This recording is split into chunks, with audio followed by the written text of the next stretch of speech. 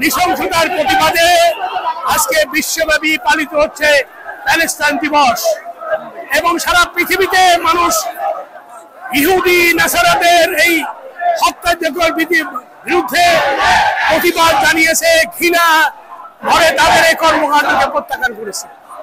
এবং আমরা মনে করি যে অবিলম্বে জাতিসংঘে সভা ডেকে ইহুদি রাষ্ট্রে ওই ইসরায়েলের সকল নৃশংসতা বন্ধ করতে হবে।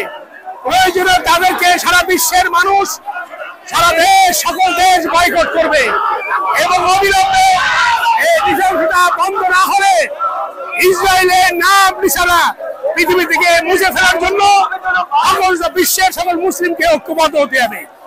এবং আমরা মনে করি যে মানুষ খুন করে ইসরায়েল যে নৃশংসতা ঘটিয়েছে এটি ইতিহাসের সবচেয়ে বর্বরচিত হত্যাকাণ্ড।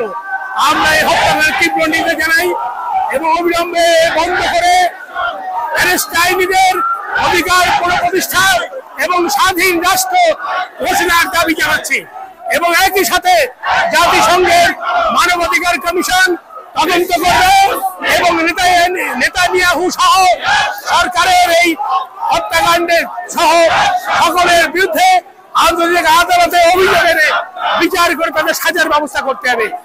এবং সারা বিশ্বে ইহুদিবাদের বিরুদ্ধে জনগণকে সোচ্চার থাকতে হবে, রাস্তায় নামতে হবে, বয়কট করতে হবে ইহুদিদের এবং তাদের পণ্য বর্জন করে তাদেরকে অর্থনৈতিকভাবে পণ্য করে দিতে হবে, তাহলেই ইহুদিবাদ ধ্বংস হবে।